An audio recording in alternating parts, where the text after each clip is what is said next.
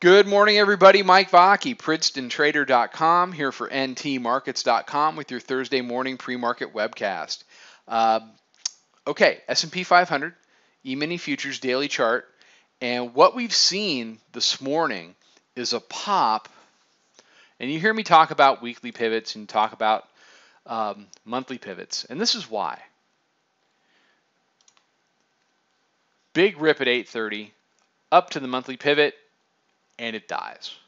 Comes all the way back to the 5-minute mid-band, and now we're climbing off of that. So, it was a big violent move, but for me, it's a violent move that's respecting the big key areas that we use in the room to get people involved, in trades.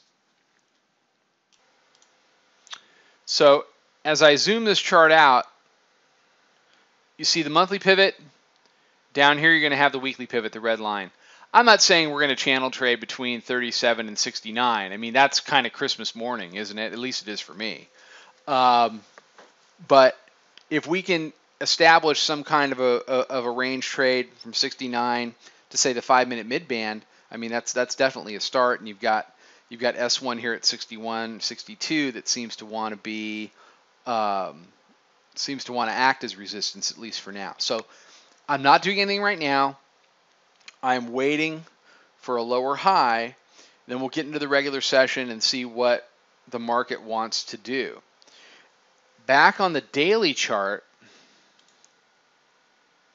here's what I see. And we can talk about this in a lot more detail at 4:45 this afternoon during the webinar. So if you haven't signed up for that yet, sign up and I'll see everybody at 4:45. But what this is telling me is you've got a lower high, but the bears follow that up with a higher low, okay?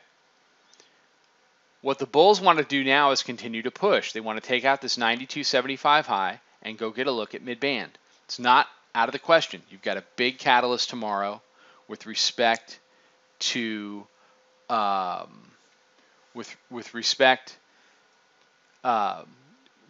the jobs report. That's a big mover. The bulls need to use that to their advantage and get a look at some of these higher levels.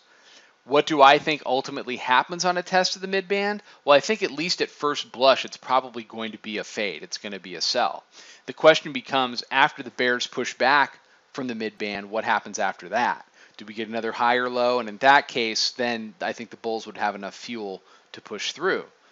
If the character of this market is truly changing, then a test of the mid-band should fail.